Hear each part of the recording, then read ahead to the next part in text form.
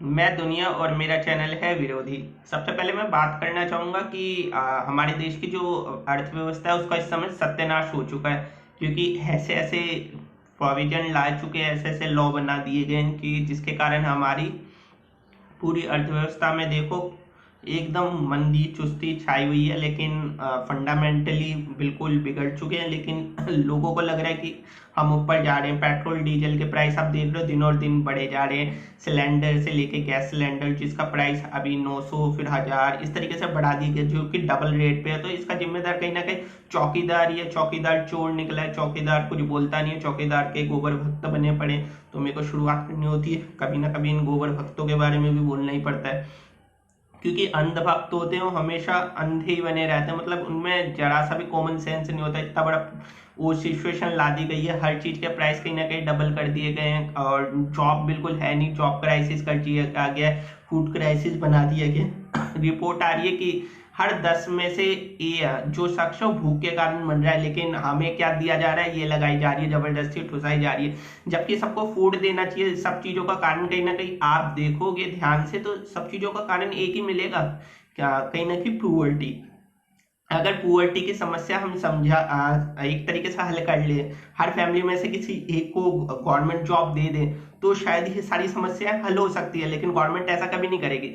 Government आपको चाहती नहीं है, गवर्नमेंट आपको मार देना चाहती है, क्योंकि वो गवर्न कर रही है, आपका माइंड कंट्रोल कर रही है किस तरीके से, और अंधभक्त बना रखे हैं अपने आईटी सेल के मेंबर्स किस तरीके से, वो आपका तरीके से पूरा सिचुएशन इन्होंने बिगाड़ दी गई है।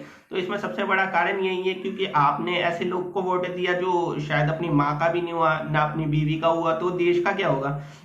तो ऐसे ही इन लोगों के बारे में मैं बीच में बोल बता देता हूँ, क्योंकि गुस्सा तो निकलता है इनके खिलाफ भी। क्योंकि अभी जो सत्ता में क्वेश्चन पूछना उसी से होगा, ये अभी भी क्वेश्चन विपक्ष से पूछते हैं, मैं सबसे क्वेश्चन पूछता हूँ। लेकिन कभी एक ना एक बार हर किसी को टारगेट पे भी रहता हूँ।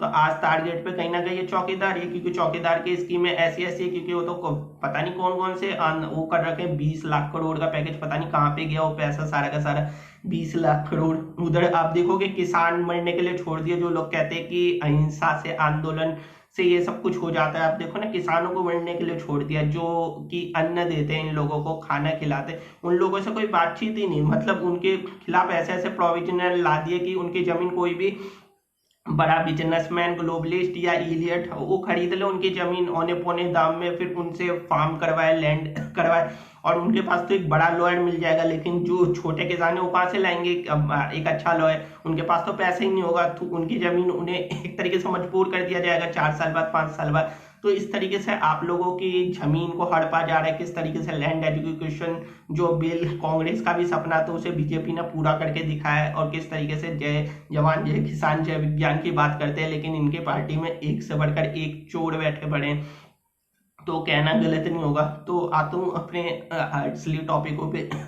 क्योंकि अभी आप देखोगे अफगानिस्तान और China, Pakistan, India, America, Turkey सब कहीं ना कहीं तालिबान के उसमें जुड़े पड़े हैं। क्योंकि तालिबान एक ऐसा संगठन है जिसको 2001 में, उससे पहले भी था, एग्जिस्ट करता था, जिसकी कहीं ना कहीं नींव तो कहीं ना कहीं काफी वो पहले वाला तालिबान है नहीं जो आज है।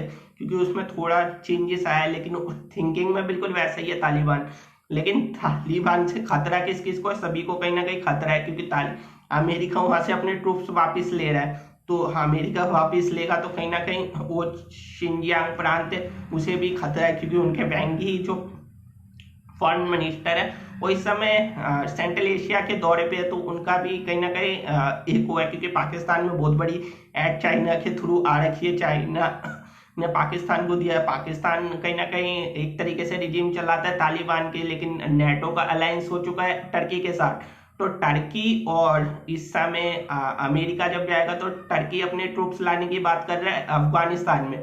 तो ये जो मुस्लिम ममालिका का सपना देखते हैं, तो इनके बीच में तो आपस में बहुत लड़ाइयां हैं। मैं जो बताता रहता हूँ कि अगर टर्की वहां पे डेवलप करता है अपने फौजी या ट्रूप्स, तो अफगान वाले क्या करेंगे, वो तो उन्हें मार खाएंगे। क्योंकि अफगान वाले अभी लड़ते हुए आए और लड़ रहे हैं, और उनका 85% पूरे जो उतने भी रूरल एरिया है वहां पे कहीं ना कहीं अफगानिस्तान का कब्जा हो चुका है। बचा 15% हिस्सा, तो अब्दुल्ला अब्दुल्ला अशरफ गनी वो तो वैसे ही डर चुके हो, तो भागने की प्लानिंग में लगे पड़े।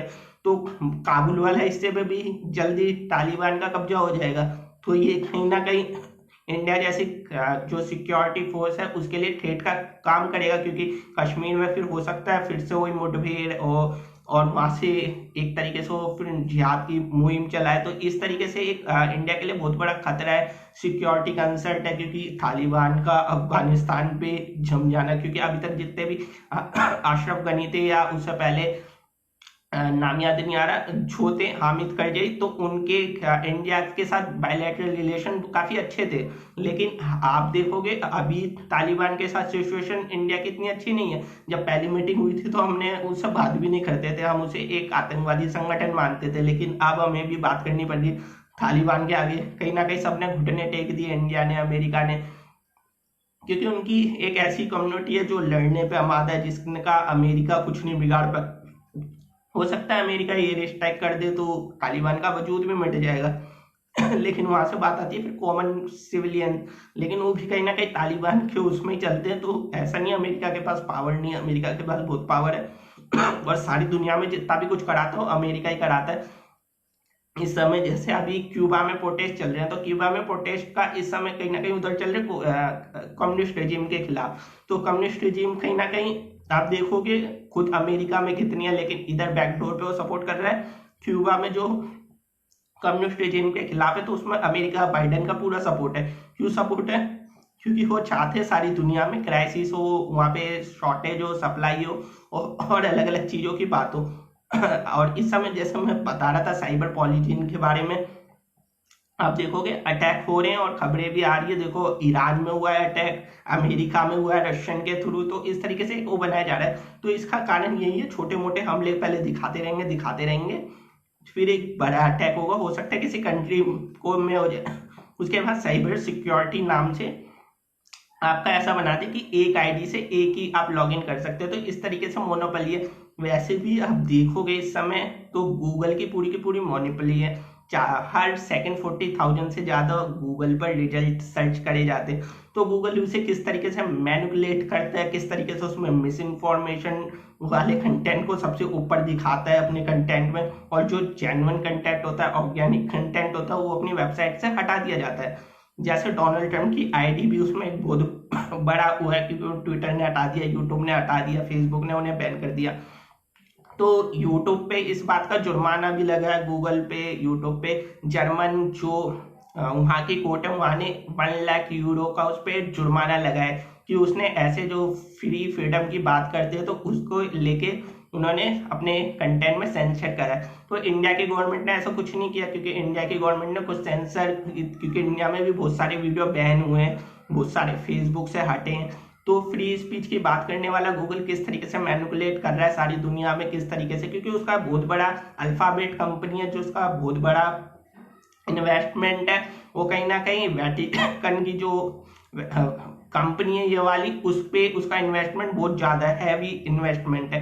तो वो कभी ऐसा कंटेंट को दिखाएगी नहीं, क्योंकि उसका खुद का इन्वेस्टमेंट लगा हुआ है इसमें अल्फाबेट का। और ये मल्टी जाइंट कंपनियां किस तरीके से मैनिपुलेट कर रही है, किस तरीके से अपना एजेंडा ट्रांसह्यूमनिज्म का, क्राइसिस का, किस तरीके से वो करे जा रही है धीरे धीरे। किसी को इस बारे में पता ही नहीं है। लोग सोचते हैं कि जो रिजल्ट सबसे ऊपर दिखते हैं वही सबसे बेटर होते हैं, लेकिन ऐसा नहीं है।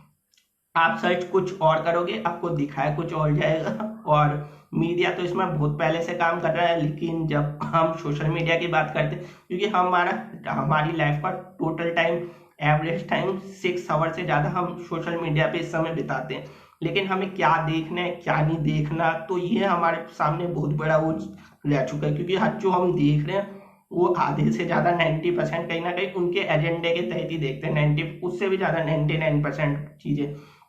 लेकिन जो जेन्युइन चीजें होती है जिसमें तर्क के दम पे हम देखें, वो ऐसा कंटेंट दिखेगा ही नहीं आपको, या बहुत नीचे होगा, वहां तक पहुंच ही नहीं पाते। तो इसकी वजह यही है कि आपको मिस इन्फॉर्मेशन कंटेंट दिखाया जाता है, जिसमें मिसगाइडेंस करा जाता हो। जो जेन्युइन चीजें वो बिल्कुल हटा दी गई है, और इसके पीछे यही कारण है। और आप देखोगे इंडिया में भी फाइन लगा है, अगर एक व्यक्ति था वो ये लगने के बाद, ये पहली वाली लगने के बाद ही वो ब्लाइंड हो गया था, तो उस पे इंडिया की जो कोर्ट है उसने उसकी जो वाइफ है उसे मुआवजा दिया है। तो अगर किसी पे रिएक्शन के कोई सबूत है, एडवर्स रिएक्शन है, क्योंकि आने वाले टाइम में क्योंकि फिर से लगा देंगे एलसी, तो फिर क्या करोगे? क्योंकि ये तो सिलसिला हो गया, नए नए अब देखोगे कितने सारे आ चुके हैं नए नए वाले, नाम बस चेंज कर रहे हैं और आपको डरा रहे हैं एक तरीके से।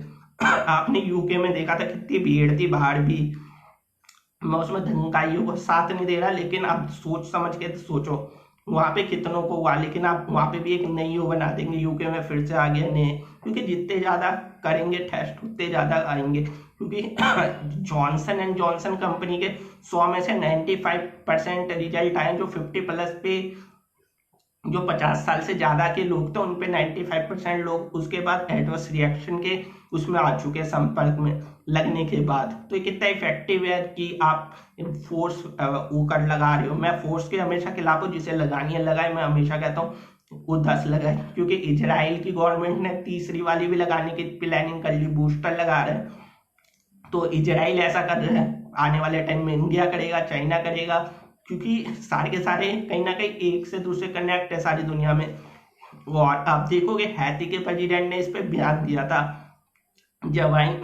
जोवाइनल मौसी ने, तो उसका क्या हाल किया इन्होंने, क्योंकि इन्होंने कोलंबियन जो आर्मी है वहां से इन्होंने रिक्रूट करते हैं अपने लोग जो मिलिटेंट होते हैं, और फिर किस तरीके से उन लोगों को किल्ड करवा देते हैं, क्योंकि जो इनके खिलाफ बोलता है उसने एक ऐसे ही बयान दिया था हैतियन ने, इससे पहले तंजानिया की उसने दिया था, उसको भी साफ करवा दिया, क्योंकि अभी तक आप देखोगे 3 या 4 प्रेसिडेंट गायब हो चुके हैं या मार दिए गए। तो ये एक मिस्टीरियस है, आप इस पे क्या कहोगे? क्योंकि जो भी इसके खिलाफ, क्योंकि ये ताकतें बहुत स्ट्रांग है, बहुत पावरफुल है, किस तरीके से ऑपरेशन करती है सारी दुनिया में। एक है प्राइवेट आर्मी बना चुके हैं, जैसे ब्लैक वाटर नाम की एक प्राइवेट आर्मी है जो कि चलाता है प्रिंस एरिक, आप सर्च कर लेना, मैं झूठ बोलता हूँ ना, तो आप एक एक डिटेल को ना सर्च कर सकते हो। और मैं हमेशा कहता हूँ सर्च करो, अलग अलग वेबसाइट से करो, अलग अलग सर्च इंजन से करो, तो आप देखना प्रिंस एरिक एक प्राइवेट आर्मी ऑनर है जो सारी दुनिया में जितने भी इन्वेजन करने, क्योंकि उसका काम है अमेरिका में चलाता है, काफी स्ट्रांग है, पपेट है इन लोगों का। तो जैसे इराक में इन्वेंशन करना है, कहीं पे अफ्रीका में करवाना है, तो उसके थ्रू करवा देते हैं प्राइवेट आर्मी, क्योंकि वहां पे ऐसे ऐसे लोग रिक्रूट करते हैं जो पैसों के लिए जाते हैं और वहां पे इस तरीके से ड्यूटी लगाते हैं। तो यही काम है ब्लैक वाटर का। ब्लैक वाटर इस तरीके से कई देशों में ऑपरेशन करता है और कई देशों में तबाही करता है। तो ब्लैक वाटर का आप देखना अच्छे से क्या क्या काम करे उसने ब्लैक वाटर का।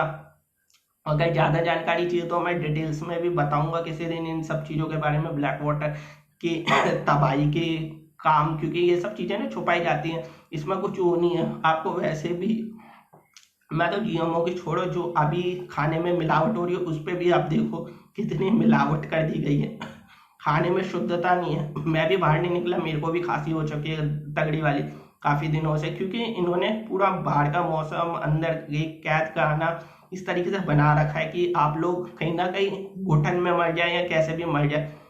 तो इनका एक एजेंडा है, आप क्राइसिस में चले जाए, आप तबाह होते रहे, क्योंकि इनका वही है सर्वाइवल ऑफ फिटेस्ट, दुनिया में वही बचेगा जो बिल्कुल एंड में फिट रहेगा, बच्चा है। और बचोगे भी तो हो सकता है आप काफी बीमार हो, आप में काफी ह्यूमन, क्योंकि आपकी इम्यूनिटी को तो वैसे ही कम कर रहे हैं धीरे धीरे धीरे करके, तो आप में लगा लगा के, और आप अभी भी अंधे बने हुए सब देख रहे हो और तभी भी कुछ नहीं बोल रहे।